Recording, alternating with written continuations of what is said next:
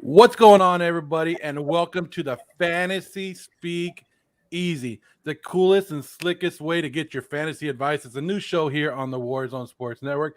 I'm Joe Morley, joined by Joe Skirto and Michael on the microphone. That's his legal name. So It is. we're here to give you a couple of fantasy advice. We are not fantasy experts. We consider ourselves fanalists. So we play fantasy football just like you guys, and we'll give you what we will do in these situations, our top people. This is our opinions, and I hope you guys like them. But you guys want to see this slick little new intro? You guys down for it? Here we I'm go. ready. The Warzone Sports Network presents the Fantasy Football SpeakEasy.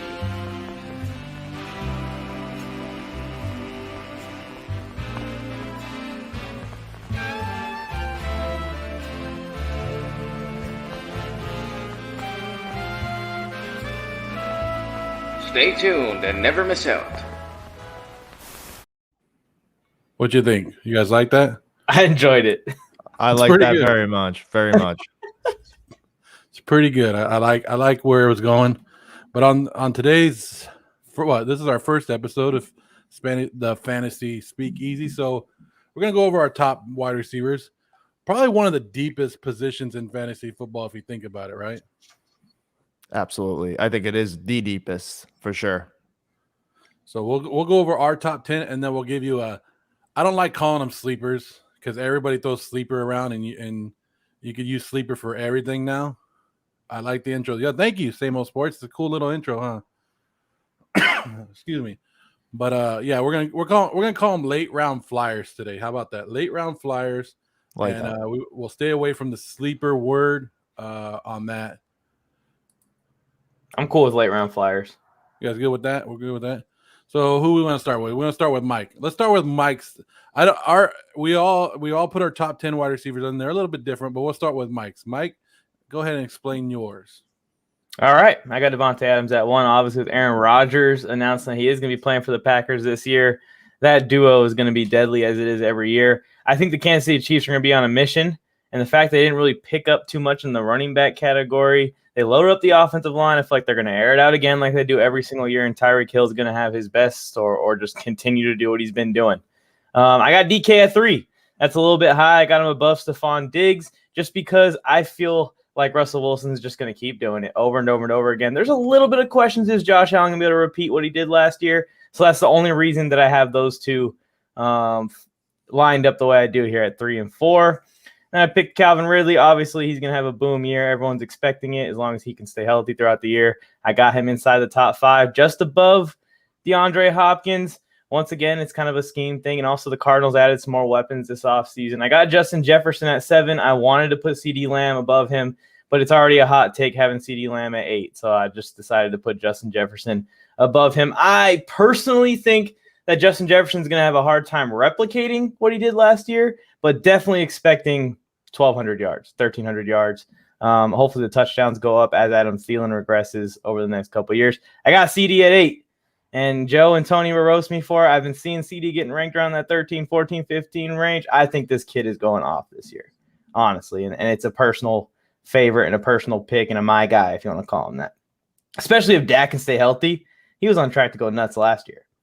Keenan Allen at 9. That's my guy. He's a PPR guy. He's going to get you 100 receptions every single year that he's healthy. And then Scary Terry at 10. Tony's guy. Tony's guy. Joe, you got anything to say about his? Because, I mean, CeeDee Lamb up there at number 8. I'm looking at this list, and I kind of want to argue it, but I'm not, because I can see CeeDee Lamb, like you said, having that great second year again. Keenan Allen, he's the number 1 guy, so he's going to get the targets. But, yours is a little bit different than mine. DK at number 3 is the one that I'm looking at like, what? Yeah, for me, it's DK and Keenan. I think Keenan, obviously, year in, year out, PPR machine. But you mentioned one thing, if healthy. So if I'm that nervous about a guy, it's tough for me to put him in the first tier of receivers. I think he's in the top of the second tier. For me personally, I don't necessarily hate it that he's 9th, but when I think of top 10, he doesn't come to my mind just because of you got to have that consistency. And that's kind of why I fade DK a little bit too, because a lot of people forget. I mean, Tyler Lockett had some big games last year. I believe he went off for 53 points in PPR formats one game last year. He had about 3 touchdowns for over 150, close to 200 yards. So I think for me, I like it mostly. And I do like the CD Lamb hype. I am also buying into it, as you will see my list next. So I think he's a sure thing 10. But yeah, like Joe said, DK and Keenan are the only ones that I think DK's top 10, but top 3, that's next level. But he has the potential for sure. So we're saying you didn't go too crazy, Mike. You didn't go too crazy on this. I appreciate that. A little bit high on DK, I guess. I don't know. I just feel like he's improved every single offseason. And last year, improving from last year is going to be insane. It's going to be unfair. Well, I'll agree with you that he's a top 10, but top 3? Woo. Like, did you forget that Tyler Lockett's over there? Well, he finished top 5 even with Tyler Lockett last year. Oh, sorry, Mr. Perfect. But we can move on. I like your top 10. I'm not gonna argue. I'm not gonna sit here and argue it, because once you see the rest of ours, it's not that bad. So, I guess like we always said about top 10s, as long as you got the right guys in there, it doesn't matter really what order it's in, right? But I think I think we're all have the top consistency on the top 2. It's after that is where we go a little bit different. But if we're done talking about Mike's, Joe, you done with Mike's? You got anything? No, I mean, I like it for the most part. With Jefferson, I think he's probably the most fascinating one out of the top 10, because can he sustain what he did last year? For me, I think he can, but to be worried, it's totally natural.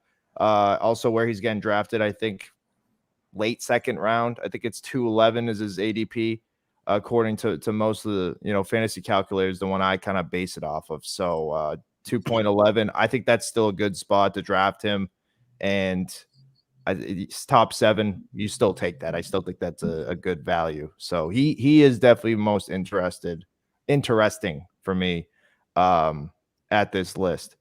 And is Michael Homer with Keenan Allen? Yes, he is a homer. I mean, like, I don't think it's a bad homer pick, though. It's not like, equivalent to like me picking like Corey Davis. I mean, Keenan Allen is a legitimate star. The only reason why I held back was because of those injuries, and he is a wide receiver 1 for sure. He's like by far the wide receiver 1 over there, and he's gonna put up top 10 numbers if he stays healthy. So that's the only thing. That's why I'm a little scared. If I'm looking at a top 10, I want people that are guaranteed that they're gonna put top 10 numbers up. Let me say this, Joe. If we get to your top 10 and you have a Jets player in your top 10, we're gonna have to kick you off the show. We're gonna we'll kick just see your little myself square go boop. I'll kick myself off the show. You'll be like, all right, guys, thanks for coming. I'm out of here. I had a great time. Yeah, right. Speaking 8 minutes about in. top 10, we'll go right into it. So this is Mike's top 10, right? Let's see. I'll see if I can how much of it transitions into Joe's, how big of a difference is. Like I said, 1 and 2 not changing. You guys don't worry about that one changing. Those are if you look at all 3 of ours, we're all 3 good with Adams and Tyreek Hill, right? Yes, definitely. After that, here it goes. So Mike has DK at number 3, then Diggs, then Calvin. Here we go for Joe Skirto. Oh, Diggs and Jefferson in that top 5. Yep, and it looks like Ridley's staying at 5 as well. But of course, Adams 1, Hill 2. Adams had 18 touchdowns last year. Hill had 15. These guys are superstars, head over heels of everyone else. We already know that. And they're obviously pass first offenses. So no brainer with these guys. Stephon Diggs, I'm in love with Stephon Diggs. What he did last year and what they're paying Josh Allen to do. Diggs is going to have a lot to do with that, and they necessarily don't have any other crazy type of weapons. Like Beasley had a pretty solid year last year. Emmanuel Sanders, he's going to do his thing, but nothing too crazy. I just think Diggs is going to almost repeat what he did last year. What do he have? 1,500 yards, 8 touchdowns. I'm really liking Diggs this year. I think he's finally going to earn that respect as a top 3. And of course, I already mentioned Justin Jefferson. Obviously, I am very high on him, and I totally think he can sustain what he did in his rookie year and maybe even do a little more in terms of scoring touchdowns. I think once he gets in the end zone, that's when it's going to be that much better. I think this guy easily can go 12 to 1,400. And if he could add a little more touchdowns that he did last year, it's going to make a huge difference for me. I mean, he had 7 touchdowns. I think we could see maybe 9 to 10 if he's able to do that, because, well, with Adam Thielen, that's the biggest thing. I mean, Adam Thielen is still a top receiver, but when are we going to see him to slightly start to regress? I'm not sure, but obviously by this ranking, I'm huge on Justin Jefferson. I think he's just going to be an absolute monster. And same thing with Ridley. Ridley also stays at 5. He's the number 1 guy. He had a breakout season last year, 1,300 yards, 9 touchdowns. And he also was the 4th ranked receiver, and he was in and out of the lineup with injuries, and he still finished 4th, even with Julio. Julio's gone. Yes, Kyle Pitts is in, but I don't think it's really going to eat away his value much. I think he's sure thing top 5. And I know we talked about injuries, but the fact that he was injured and he was still top 4 last year just really sticks out. It shows how good he really is when he plays. Hopkins at 6, you may think it's a little low. For me, I don't know what type of style of offense we're going to see with the Cardinals. I wouldn't be surprised if we see a run-heavy offense from them. You bring James Conner in. You have Chase Edmonds, Kyler Murray. We know what he can do with his legs. And they did bring some weapons in as well with A.J. Green. You already have Christian Kirk, Rashad Moore comes in. Rondell Moore, comes in from Purdue as a rookie. So they do have a lot of guys to throw there within receivers. And Hopkins didn't really have a terrific year last year. He only finished 10th. He had that unbelievable start. And then we just started to see that offense fade a little bit. And I'm not really high on the Cardinals either. So that's why I'm just going to limit my expectations for him. Mike Evans, absolutely love Mike Evans. I think this guy gets slept on every year. I know Joe Morley says the same thing. Mm-hmm. He's gotten into the league in 2014. Guess what? He has yet to fail to go under 1,000 yards. And that's what I love, consistency. So I'm super high on Evans, and whether we knew or not, he was number 8 last year, even with kind of getting used to a new quarterback. They had to adjust. They were 7-5, right? And then they won the rest of their games, went to the Super Bowl. So it was hard to create that relationship with Brady. And now I'm already seeing that relationship is there. And I think Evans easily could be a top 7, considering he was top 8 and mostly year in, year out. He is around top 10. Number 8, I do have DK Metcalf. So I do have him lower, much lower actually than Mike. But again, he was the 5th ranked receiver last year for a reason. He has unlimited potential. There's no doubt about that. 1,300 yards, 10 touchdowns. And I think the touchdown potential could even go higher. But there's a weird reason. I don't know why I'm slowly fading him a little bit. It's not even I'm fading him. I just really like the other 7 in front of him. He obviously has the potential to jump over those guys. But I got to see if he could repeat that top 5. And I'm another guy who I can't sleep on Tyler Lockett. I still think he's going to have a pretty big role in that offense. And I'm also interested in what they do with Gerald Everett, because a tight end really hasn't been vital to that offense in quite some time. And maybe that's something they implement with Gerald Everett because he's so athletic. He might be a guy to take away from Metcalf, but it's just another mouth to feed. Number 9, I call him all reliable. It's Allen Robinson. It doesn't matter who's throwing him the football. He's going to put up top numbers. He was only 12th last year, but just think of his quarterback situation. It wasn't very good. He still had 1,200 yards. He still had 6 touchdowns. I think he would be much higher if he had a better touchdown potential, but that's what happens when you don't play as good as an offense as the rest of these guys in front of him. I think that hurts him, but Allen Robinson's going to eat. Every year he does. It doesn't matter who's throwing him the football. So I'm a huge A-Rob guy. And we end it with CD Lamb. like Mike said, I'm super high on CeeDee Lamb. I think he could be a top 6 receiver, honestly, in terms of potential, maybe even top 5 if he gets the ball. I know there's a lot of mouths to feed. Michael Gallup, a lot of people are sleeping on him. I don't know how he'll bounce back. Amari Cooper, with his ADP, I'm fading him so badly. And just to think as a rookie, we can't really compare him to the rookie season that Jefferson had because that's unheard of. 1,400 yards is unheard of. He still racked up 935 yards and 5 touchdowns. Like, that is still a very good rookie year. And think who is throwing him the ball. Ben DiNucci, right? Ben DiNucci. Gilbert, Dalton. I mean, it wasn't Dak. It was Dak for 4 games, and they really didn't even develop that chemistry. Lamb kind of came alive towards the end of the year. So just think what he can do now with Dak. Hopefully he's all right. But again, yeah, I think he's wide receiver 1 potential, and I think that's why I put him in there clear cut because of his potential. What we saw at the end of last year and what I think it could be at the end of this year, I think he's definitely top 10 for me. So you left out Terry Scary from Washington. Yeah, Mike put in Keenan Allen. You guys have a little different. I'm high on Mike Evans, just like you are. I like Mike Evans at the number 7 spot. Mike Evans continues to get slept on, like you already said, but all he does is put up 1,000 yards, right, and touchdowns every year. Mm-hmm. Year 2 with Tom Brady, I'm excited for him. But why? I'm interested to see why you left McLaren out of here. And I know Tony Tucker's probably going to be hitting you up after the show and be like, Joe, that's my guy. Why'd you leave him out? Everybody's high on Fitz Magic going over there. You're not. I'm super high on Scary Terry. Don't get me wrong. I mean, I think he's my number 2 in my dynasty league. So I'm huge on Scary Terry. But the thing is, the last 2 years, he's only been around 15 to top 15 to top 20. Last year, we talked to how well he played. He did play well, but it's different tiers for me. I don't know if I put him on the same level of these guys yet.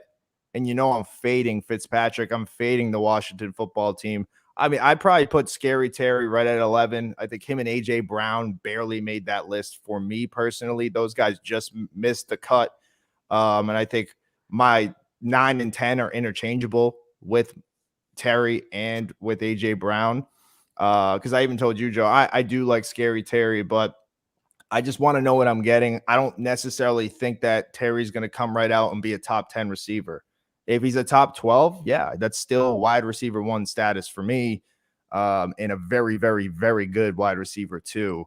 I just have to see what type of chemistry he has with Fitzpatrick, and what happens if Fitzpatrick doesn't play well. Then it's a carousel again. You go to Heineke, and I don't even know who's after that. So that situation just scares me a little bit. As an owner of Terry, I'm not scared at all, no pun intended, but I just want to limit my expectations. I kind of see him more 11 and 12 just because we haven't seen him in that top 10 status yet. And yes, we haven't seen CD either, but CD was also one of the top receivers taken in the draft. In my opinion, he was the best coming out of the draft. Ooh. And what he did going in last year, especially at the end of the year, and who was throwing him the ball, that's why I put him over Scary Terry. But that was a tough decision for me, as well as A.J. Brown. So that's kind of why I did leave him off the list. But I do love me some Scary Terry. And these are our own personal rankings, and it has nothing to do with the past. There could be great wide receivers in the past, but this is what we're projecting personally ourselves. Like when we go to our fantasy drafts, this is the order that we're looking at. Like, hey, I'm looking for these guys at this time. So agree with us, disagree with us. That's what we're here for. But yeah, I was just wondering that because I have Terry Scary in my top 10, which we'll get to in a minute. I know Mike had him at number 10. Mike could drop him just a little bit too, but I mean, I'm sure whoever Mike had at number 11, he could switch in and out. Mike, where do you have Mike Evans? Oh man, I'm actually low on Mike Evans, guys. So I'm the opposite of both of you. And the reason is in the 1,000-yard seasons consecutively like this, what is it, 8, I think, in a row at this point, is amazing. It's awesome to see. But I have similar feelings towards Mike Evans that I do guys like Amari Cooper, right? And Amari Cooper may be a little bit more extreme than Mike Evans because Mike Evans does get the touchdowns. But Amari Cooper will have 35 points 1 week and then have 2 weeks with 3 points or 5 points. And I've seen that happen with Mike Evans where he'll have these random weeks where he has 1 catch for 15 yards and nothing else. And that can lose you if he's your wide receiver 1 and he's in this top 10. And I also am a little bit concerned with Antonio Brown this year taking some away from Evans. I don't expect it to be extreme, but I could definitely see Antonio Brown have a 700-yard season this year if he's healthy throughout the entire season, which is going to take away from Evans even more than what we saw. He went all the way down to 1,000, I think 5 yards, so he barely got over that 1,000 mark. If Antonio Brown is there for the full season and is as productive as he was at the end of last year and in the playoffs for the Buccaneers, Tom Brady is going to throw him the ball. And Mike Evans may dip below 1,000 for the first time in his career. So I could see that. You're thinking about there's a lot of weapons down there and a lot of mouths to feed with that football in Tampa Bay. So I can see it. I can see you drop him out of the top 10. It's hard for me to do it because of his history of everything that he's done ever since he's entered that league. Mike, this has nothing to do with the stream, but Josh Palmer is starting to remind me of Keenan Allen a bit. His physical sizes are so capable to Keenan Allen. Yeah, I mean, I'm high on him too, and just seeing him in person, he's different than the receivers he's on the field with. So he's definitely not like that second string caliber guy. He's got something more, but we'll see as he faces, NFL level starting defensive backs in the regular season. Simply, this does have something to do with the stream. We're talking about wide receivers. We're talking about true. wide receivers, fantasy football. These are all top 10. Josh Palmer is a long way from making it in the top 10, but he could get there. Top 50.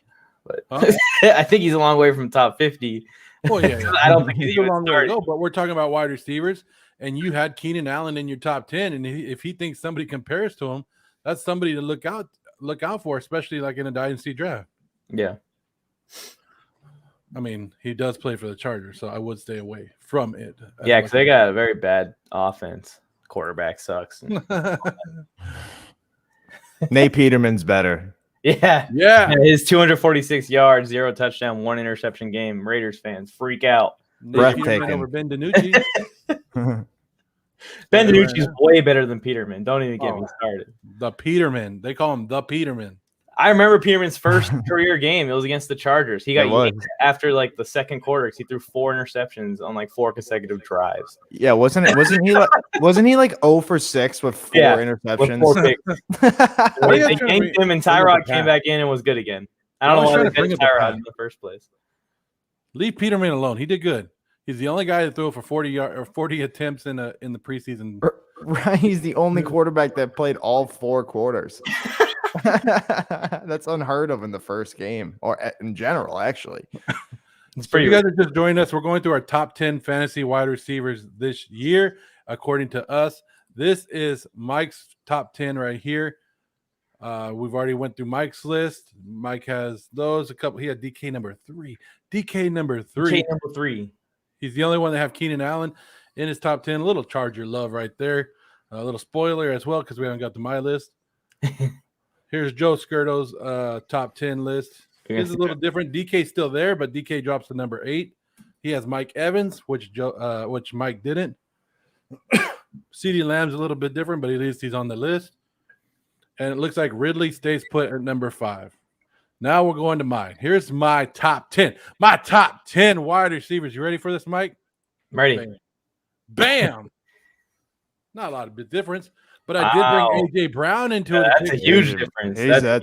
That's a big difference. I have him like 12 or something. I don't know why. Same. You guys are thinking maybe Julio's going to take a lot from him, but I think AJ Brown is going to get so many targets even with Julio there. I'm not expecting Julio to be there the whole season. So yeah, I'll take AJ Brown. Ridley doesn't change. Ridley's number 5 on all of us. I'm not really sold on Ridley, and it's sad. But I'm just like, who else is going to take targets there? So I'm going to leave him there. I can't drop. There's no justification for me to drop Ridley anywhere because I'm like, he's going to get everything. As long as he stays healthy, he's there. DeAndre Hopkins, I put him in my top 3. He's in my top 3. The dude catches balls, 100 balls every year almost. So if you're playing PPR, you're going to want DeAndre Hopkins. I moved Scary Terry up just because of the same reason. Do I think that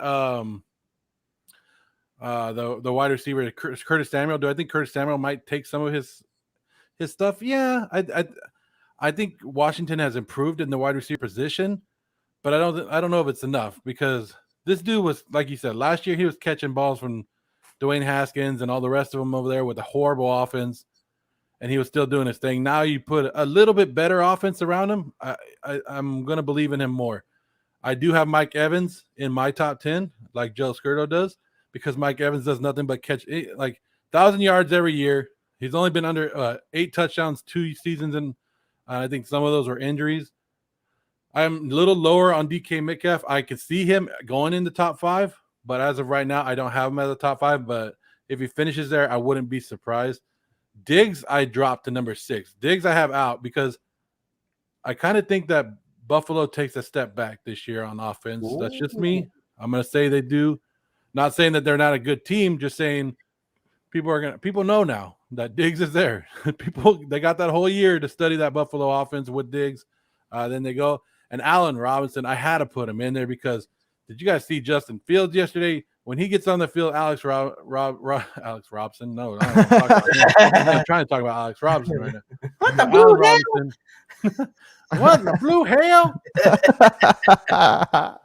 But yeah, I put it in there because he does nothing. No matter what team he's on. People forget that he was on Jacksonville and he did great. Then he went to the Bears and he had nobody throwing to him last year. Andy Dalton's an improvement over any other quarterback he's had. So I'm going to take I'm high on Robinson this year. And if you guys – but I like I said, looking back at I left CeeDee Lamb off. I left Keenan Allen off. Justin Jefferson. And Justin Jefferson, yeah. Ooh, and wow. I know because I should be high on Justin Jefferson because I won my fantasy league last year with Justin Jefferson, right? That you should be like, hey, shouldn't you be high on him? Yeah, I am, but what's that offense goes through Cook, and it always will go through Cook, and it just scares me a little bit more. And does he take that step back his rookie year or his second sophomore season? Because some do. Some people have what they call the sophomore slump. It's kind of wild because Joe Skirdo is high on Jefferson. You're super low, Joe Morley, and I'm kind of like in the middle. Like I respect what he did last year. I'm not targeting him necessarily, but if he falls into my lap, I'm going to take him. Yeah, I mean, I guess it's your preference. And I also think it's in terms of yours and mine. Like, I left A.J. Brown off. You had him at 4. You left Jefferson off. I had him at 4. So basically, yeah. It's like those are the 2 young guys that you're high on. I also just want to point one thing out. Juju Smith-Schuster, Nelson Aguilar, Amari Cooper, Brandon Cooks, Marvin Jones all had more points than Terry McLaurin last year. That's all I have to say. Keep that to yourself. You said he was your 11th, Joe. He is. He is my 11th, but he still finished 23rd. I think I had him at 10. You had him at 10, yeah, and I had him at 7. And Joe didn't have him ranked at all. So Joe's just trying to show off a little bit. Like, stay away from Scary Terry. He's scary just a little bit. I don't know. You don't think the offense is better in Washington this year? Slightly. I mean, kind of like what is the difference between like Alex Smith and Fitzpatrick? I'm serious. Like maybe there'll be weeks that, okay, Washington looked really good today because Fitzpatrick was Fitzmagic. And then it's okay, Fitzpatrick was 12 for 19 with 3 interceptions. Terry had 2 targets. So, and then you bring Heineke in, who's only played 4 quarters in his career, I think, which ironically was against the Tampa Bay Buccaneers. So that it is better, I would say, mainly because Gibson's got another year in his belt. Terry does. Curtis Samuel, I think, is a great addition. I think Logan Thomas, his story is crazy, being a backup to Arizona as a quarterback and now probably a top 5, top 6 fantasy tight end. So those guys are getting better, but it's just the quarterback. Like the weapons got better, but the quarterback situation is still shaky for me. It did get a little better, but not like, wow. I mean, Terry's going to move down or Curtis Samuel's going to have a career year. That's, I don't know. I'm just really fading the Fitzpatrick stuff. And it's not like I'm rooting against him because I do like him. But at the end of the day. But you know what? I'm tired of this. I think they got worse. I think they did. I would rather have Alex Smith. I would rather have Alex Smith than Ryan Fitzpatrick. I've been holding that back, and I've just been like, I'm not going to pull this trigger. It's realistic. Thing, but he's go and look at, I got McLaurin on my list. But that's just because I think McLaurin's a beast. He's the best weapon that they have on that offense. Anyways, and that's including Gibby. But anyways, go and look at Ryan Fitzmagic and all the teams that he switched to and what he's done with those teams. He's only gone over 800 or gone over 500 in a full 16-game season once in his 16-year career. His win percentage QB record is well below 500. I know Alex Smith is way above 500. So when the Washington fans come to me and say that they're going to win 3 more games this year and they're going to go 10-7 or they're going to go 11-6, my question is, why do you think Ryan Fitzmagic in his 17th season is going to change his 16-year pattern of going to teams that were bad before and continuing to be bad? They got It's not changed. It's not changed. Even last year, the Dolphins won more games when Ryan Fitzmagic was not playing versus when he was playing. See, I'm not putting McLaren. I'm not putting them in there because I think they're going to score a lot of points, or like they're going to be a top team. I'm putting them in there because of garbage time. Garbage points count in fantasy, right? We're talking about fantasy football. We're not talking about top wide receivers. So I'm looking at those points, and garbage points mean a lot to me. Yeah, Washington fans, if you're going to come at me and try and say 10, 11 wins, whatever it is you guys are saying, you're going to have a crazy year, just cite the defense. Don't bring up offense. Just don't even bring it up because Ryan Fitzmagic cancels all of that out. Terry McLaurin's going to get his numbers and all that, but strategy-wise, Ryan Fitzpatrick's not the guy. He's not that guy that's going to turn a team around. I don't think they make the playoffs. Cut this out. Throw it on Instagram, digital, or get our social media department on this right now. Cut it out. Throw it up there. Washington fans coming after you, Mike.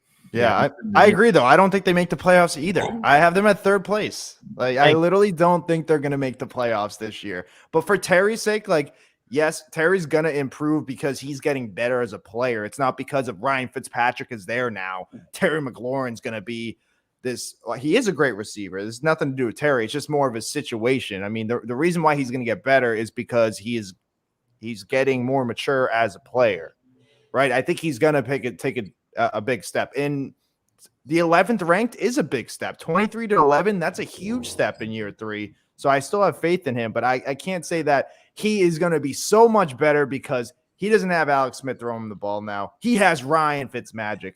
And no shade, Brandon Marshall did have his best year of his career with the Jets with Ryan Fitzpatrick, but I mean, it could happen. But again, he's not in his 17th season. This dude almost retired. So that's my thing too. I just got to see it to believe it, man. Yeah, 16 years, never been in the playoffs. I think he's only had a handful of 16-game seasons as a starter because he's always just the guy that comes in and creates competition with the rookie, it seems like. He's got his shot, but yeah. I mean, take Terry Scary, get him on out of here. Leave him off your top 10, according to Joe Skirtle, because Ryan Fitzpatrick ain't shit. I mean, if you even the Allen or the Brandon Marshall great year that Ryan Fitzmagic had, the reason that it's so good is because Brandon Marshall's the perfect guy for a bad quarterback that's just going to throw it up. Right. Very true. It makes sense. It makes sense. How was those Dolphins receivers in fantasy last year? We don't awful. Devontae Parker had a career year in 2019. He was non-existent. Washington fans must love watching this show right now. They're going to be their mind. But it's the truth, I don't care anymore. We went from like 1 million viewers to like freaking 999. Fitzpatrick. It's Ryan Fitzpatrick. He hasn't won anything. Nothing. To go 16 years, not even as a backup, he doesn't even have a playoff appearance. And he's gone 10-6 twice. That just shows you suck. You can't even make the playoffs at 10-6. My goodness. Mike, you want to take Terry Scary off your No. top 10? I'm calling him Terry Scary. It's Scary. It's nothing to do with Terry. It's nothing to do with Terry. It's just the people that are high on Terry. That is their main reason. And if they're high in Washington in general, their main reason goes, oh, they got Fitzpatrick now. But yeah, all right, I'm done with Fitzpatrick. I think I'm gonna pop a blood vessel or something. But 3 more wins, Joe. 3 more wins. No way.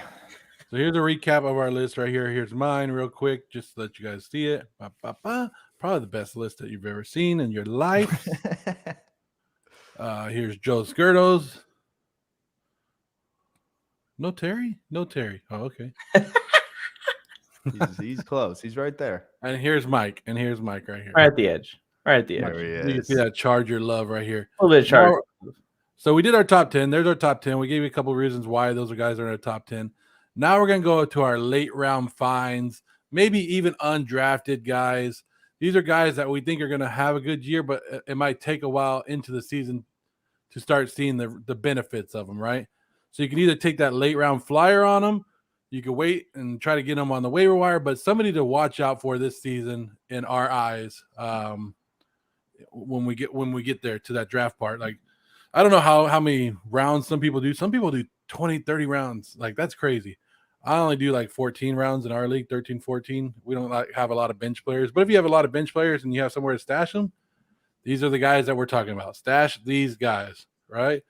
We'll start with Joe Skirdo and his little love. And I'm going to guess that you guys can guess, but I'm not going to say it. So, Joe, here we go. Yeah, what a surprise. I had to go Elijah, even though I don't ever like drafting Jets players for obvious reasons. But in terms of his role in the offense, I think it's going to be pretty huge. I don't look at the depth chart. They don't have him in the first team depth chart, but nobody does that. That doesn't mean anything. Moore's just going to be that versatile piece for this offense. He can line up the outside, the inside. You could throw him anywhere. And I mean, 143.1, that's almost like 10 to 11th round. This guy could be a super sleeper in a very valuable flex if he continues to work well with Zach Wilson, which he has. I think Corey Davis will also be in there. So they'll kind of be fighting for the top spot, and Crowder's there too. But look at this guy, had such a solid and consistent NCAA career with Ole Miss, 1,100 yards, 8 touchdowns. I'm also just riding the Ole Miss train. I mean, A.J. Brown, DK Metcalf, and Elijah Moore were in the same receiving core Moore's freshman year, which is literally insane that those three guys played together. But the speed kills, he has just wowed people. I mean, people can't keep their eye off of him. And I think the hype is real. Like, yeah, I got to see it in the games now, but at that price, that's when I'm buying into hype. That's when I'm buying into that training camp post-draft hype in terms of fantasy. Who can be the next Jefferson, right? That's what we're going to keep asking and asking, even though it probably won't happen ever again. But who's going to be that rookie that we didn't think of? We never would have thought that Justin Jefferson was 1,400 yards. No way. And not that I'm saying more is because the Jets aren't nearly going to throw as much with the rookie quarterback. But this is going to be a guy who could be valuable more so in dynasty leagues. He's going to be huge in dynasty leagues, in my opinion. So I love where he's going. I love the potential. And a rookie quarterback and a rookie receiver, I think that bodes well usually for that receiver because it seems like those quarterbacks always latch onto those rookies, creates that relationship, creates that, I guess so, relationship of that's my go-to guy. I got Elijah. I know he's going to get open, and I'll buy into the hype, especially with that ADP. I think Jet fans are just happy to be like, what? A Jet player can be relevant in fantasy football? Never happens ever. That's what I'm saying. It's like now that there's one, like when other people are talking about Elijah Moore, that's when I know he's going to be good. Like, because that never happens. I'll have like a random guy that, he could have a decent year. Nobody else. Everyone be like, what? No, he's garbage. But I see a lot of people high on Elijah Moore. Not that they're right either, but the potential is clearly there. Doesn't matter what jersey he's in. I think he really fell. And I think a lot of GMs are going to be kicking themselves that they let this guy fall into the second round in the second pick. So that's how I look at it. Other people are talking about him. He has to be good, right? Because he's a Jet, and they're giving him credit, and he's a Jet. Yeah, if he's a Jet and he's getting credit, I'll take him. I trust you on that one. And at this point in the draft, you're just looking for guys that have the talent is the first thing you're looking at, and then once you see the talent matched with the opportunity, I think Elijah Moore is going to get an opportunity to touch the ball a few times. And Elijah Moore I think he should get drafted. I don't know. 143 is if you're playing 10-man, 14th round, or maybe 11, 12 if you're playing 12-man. So you should draft him towards the end. Get him out there as your wide receiver 4 or 5. I I would take a flyer on him. I think we've been doing it. Like tomorrow, we'll do Mock Draft Monday tomorrow here on the Warzone Sports Network. If you guys want to check us out. And I'm sure Elijah Moore will be drafted. I'm sure he will. I think he has been every draft since we started doing it. We started doing it 2 months ago, Mock Draft Monday, and I believe he will. So that's a great pick, Joe. I like it. And even if it is the Jets, we got to believe just a little bit. JTS. Just a little bit. I'm gonna go to mine. I'll save Mike's for last. Skip card. Skip Uno reverse card is what the kids call it nowadays. Mike, give you one of those. Deshaun Jackson. Yeah, you guys have heard the name. But look at that current ADP. 230. That means he's not even getting drafted. He's not even getting drafted in fantasy football right now. But I don't know. He has 2 top wide receivers over him, right? Everybody's looking at Bobby Trees. Everybody's looking at Cooper Kupp. But everybody's forgetting about Deshaun Jackson. And this was a top wide receiver a couple of years ago, right? He has been hurt. I'm not looking past that. He's only played 8 games the last 2 seasons when he was in Philadelphia.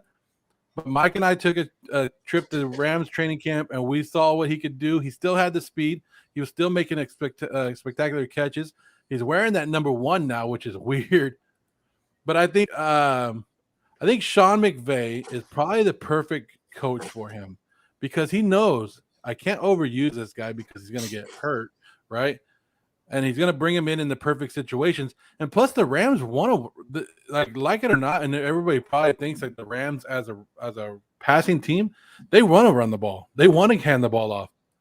So bringing in Deshaun Jackson every once in a while to take that little top off the defense, I'm not saying he's going to be a top 10 wide receiver. I'm saying if you need a plug-and-play guy, if you're watching, down the road, he might get you some great points here and there for a couple games. It's just somebody to watch as the season progresses, especially if one of the top 2 wide receivers on the Rams go down. But you have Matthew Stafford as his quarterback now. And what does Matthew Stafford like to do? He likes to sling that damn ball. And this is just the guy that I'm going to look out for. Late round flyer, if not waiver wire guy that I'm watching. I'm putting him on my watch list, and I'm watching him throughout the season. But I don't know. What did you think of him, Mike, when you saw him? I think Djax looked the best. The receivers did not impress me for the Rams to a point where it's like the Rams were my NFC pick, and I'm starting to question myself. That's how unimpressive the receivers were. And they were going against DBs other than Darius Williams and Jalen Ramsey that I had never heard of before. So I didn't even know who was lining up across from them at this camp, and they were just all getting locked up over and over and over again. Cooper Kupp, Robert Woods, all of them. Deshaun Jackson was the only one that was really putting in work. I am a little bit concerned with Deshaun Jackson's fantasy value because I think Tutu Atwell is a guy that they actually like a lot. They used him a lot in the first preseason game. He got a lot of touches at that camp that we went to, and I feel like Deshaun Jackson was brought in to be his mentor kind of a little bit, which is not good for Deshaun's long-term fantasy value late in the season. Yeah, and they got Van Jefferson too. And Van Jefferson, yeah. They got a lot of mouths over there. Obviously, big Higbee, even though he had that drop that I saw you guys got the. I'm big on Higbee either way, though. I think he's gonna have a solid year. No Gerald Everett, but again, it's like whatever. You can't really hate that pick though because he's going undrafted, and the worst case is what he's Mr. Irrelevant in your draft, or you pick him up. There's no risk at all. There's only reward. So with a guy like that, I guess it is worth the flyer. It's not even a risk at that point. He has 2 dud weeks. You release him. It's not like you really have to invest. You don't have to invest in anything. You might not even have to. Well, 95%. You wouldn't even have to invest in a draft pick in him. So I like the watch list idea. They're gonna throw the ball, especially with Cam Akers. I know there's gonna be some running back commission, maybe by committee. Stafford's going to throw the ball at least 25 to 30 times easily, and they got the weapons. So he has that big play potential. He always has, and kind of what Mike said, I think Tutu Atwell is going to be somebody to be mini Deshaun Jackson. I don't know how big of a role he will have year 1. I think that's the time you let that veteran play, let the rookie watch, and then see how it pans out. But again, there's no risk in that. I mean, I hadn't even really thought of him until Joe brought him up. And now I'm thinking, hey, it's like, it's not a bad pick. You're not risking anything. the Rams do a lot, and we saw this too. They do it with Robert Woods a lot. Is they do that little jet sweep where they bring the wide receiver across the line and they hand it off to him, let him run it off. Jackson would be great in that too. Punt Just saying. returns. They actually ran that with Tutu Atwell, so it is in the playbook. We saw it a bunch of times in camp, and then they ran it in the preseason game that week, so it is in the playbook. So I'm just saying, like, you're not seeing him play because he is a veteran guy. He's not going to play a lot in the preseason, but Right. yeah, they might have other guys they like. But when it comes down to it, you want to win a game too, and you're going to let your veteran play. Just a thought, just throwing it out there. Just a name I'm throwing out there. Get it in your head, like Joe said. Like Joe said, he didn't even think about him. He didn't. A lot of people don't even know that Deshaun Jackson's still playing. To be honest, Seriously. It's Yeah, pretty right. crazy because when we were going, I was like, damn, I should have brought my Deshaun Jackson's Eagle jersey. He probably would have signed it if he saw me in it. so just throwing it out there. But we'll go to another guy, and I like this guy, Mike. I'll let you talk about it. Russell Gage. This is my sleeper. This is my exposure. So don't, if you're playing against me in fantasy leagues, mute for a little while. Here we go. I'll start off with Matt Ryan. Yes, Matt Ryan is regressing. Less zipping the ball last year. And he's never been a mobile guy, but even less mobile than he's been in previous years. He's been able to move around in the pocket at the minimum. So we are seeing some Matt Ryan regression. And that is a little bit worrisome. But he still threw for 4,500 yards last year. And he's only 4,300 yards away from hitting that 60K mark in his career. I know he wants to hit it. I don't know how many years he plans on playing. So if this team's bad this year, towards the end of the year, it's going to be in Matt Ryan's head for sure. Okay, and then moving on, the Falcons have built their offenses around trios. It was Roddy White, Julio Jones, Tony Gonzalez. Obviously, that was the highest level one that they had so far. But then we saw more modernly Julio Jones, Calvin Ridley, Austin Hooper. So now we got the Calvin Ridley, Kyle Pitts. Who's going to be the third guy in that trio that's going to eat? I think it's going to be Russell Gage. And that's why I'm so high on him. I think he could put up wide receiver 2. If not wide receiver 3 numbers, you can get him late in your draft. People aren't even thinking about him. He put up great numbers, 2 years ago? Last year. Was it last year? He only started. I looked more into him. He only started 8 games, and he was almost at 800 receiving yards. Had about 4 touchdowns, and this was still with Ridley. I know Julio was on and off, but Julio still had some time, and he only started half the year, and he was about a little over 200 away from 1,000 yards. So that ADP, I like that a lot. So 12 games. He has started 12 games in his career. I'm just looking it up right now. 1,295 yards. Didn't realize it was that crazy. And 5 TDs. In 12 games. That's 12 starts. That's actually that's 1,300 yards. That's insane. So it's actually not bad. He has a catch percentage of almost 66% in both of them career. So he gets targeted pretty good. I mean, you can't really argue with it. Like you said, somebody has to catch the ball in Atlanta. Somebody has to catch the ball. Ridley doesn't have the greatest track record of staying on the field either. And Russell Gage, there you go. Mike coming through clutch on your pick right there. I like that pick a lot. And only speakeasy. And another thing for Gage too, I saw that like he's catching the ball and it's like 10 to 11 yards a reception. So I think him and Ridley are going to complement each other really well. And I think that bodes well for Russell Gage because this is going to be a pass first offense. No doubt about it. So with that ADP and 12 starts and he has almost 1,300 yards with 5 touchdowns. That's pretty damn good. And he's only 25. So that is even better. That really catches my eye in a dynasty standpoint too. Only 25. I don't know if they have any plans of bringing someone else in, but if this guy keeps impressing, keeps on building rapport with Matt Ryan, they're going to be convinced that this guy is a legitimate wide receiver too. If Mike Davis goes down, it could become a pass-only offense. Yeah. Not just even pass first. Seriously. Literally, though. Oh, you ain't lying. That's Russell Gage, a late round flyer / sleeper / anything. I don't like using the word sleeper because people throw that around on the simplest thing, but we'll go late round flyer, waiver wire, watch, Put them on your watch list. Russell Gage, that's a good one, Mike. I like that one.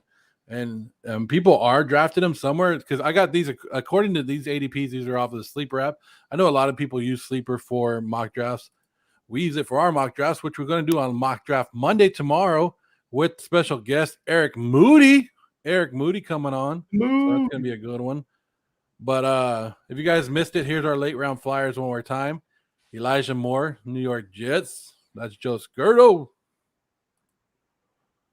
Russell Gage of the Falcons. And Deshaun Jackson. Yes, he's still in the NFL. And yes, I did pick him. And yes, his ADP is horrible. But just somebody to watch. Just somebody to watch. We also gave you our top 10 wide receivers for this year of who we like. Hope you guys like it. But we'll be back with another episode. You guys have anything else you guys want to say?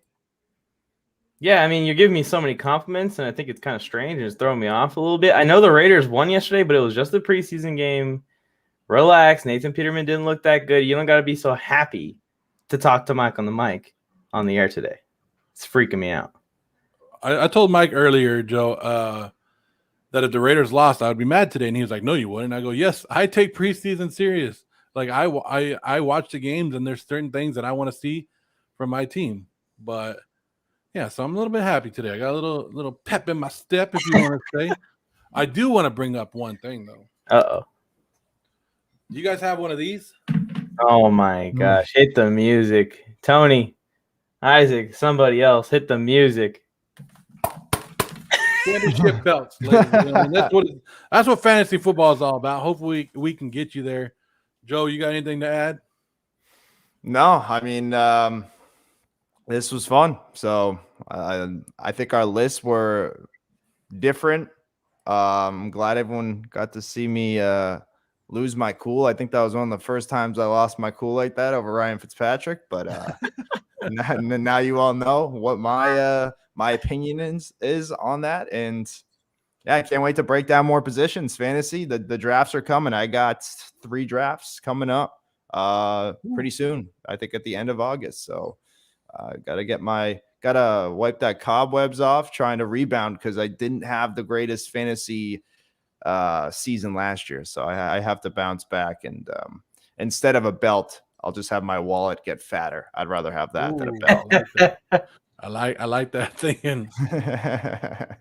And this is the first episode of the Fantasy Football Speakeasy. If you guys see this and you guys have questions, send it to us. DM it to us. We'll try to answer it. Also, the comment section is free. You guys can talk all you want in there, and we'll try to pull them on the screen and answer those. During the season, we'll have start sit them if you guys want to ask them who to start, who to do all that. Our next episode, we'll go through another position like we just did today. But it's fun. That's all it is. Fantasy football is a fun sport to do. You'll see many faces in and out of here. But today was our top wide receivers. Hopefully it helped you guys out just a little bit. Or if you guys are watching this and you guys want to let us know your top 10, put it in the comments. I would love to see your top 10 as well. Also, make sure you guys hit that like button, hit that subscribe button, help us out as much so you never miss a show. Mike? What's up? You want to say goodbye? Not falling for that one? Not falling for that? Also, check us out tomorrow. Like Goodbye. I said. Oh. Mock Draft Monday starting at 3:30 p.m. Pacific time, 6:30 Eastern time with special guest Eric Moody. He should be a great guy. And then Mike and I will have a show tomorrow night where we're going to break down training camps of the Rams and the Chargers that we went to. You guys check that out. Make sure and then, of course, we'll have our NFC divisional breakdowns coming up this week. So you guys make sure that's why you want to subscribe. That's why you want to hit that subscribe button, turn your notifications on so you never miss anything on the Warzone Sports Network. This is the first episode of the Speakeasy Fantasy Football Speakeasy Show. For Joe Morley, Joe Skirdo, Mike on the mic, we're out of here. The Warzone Sports Network presents the Fantasy Football Speakeasy.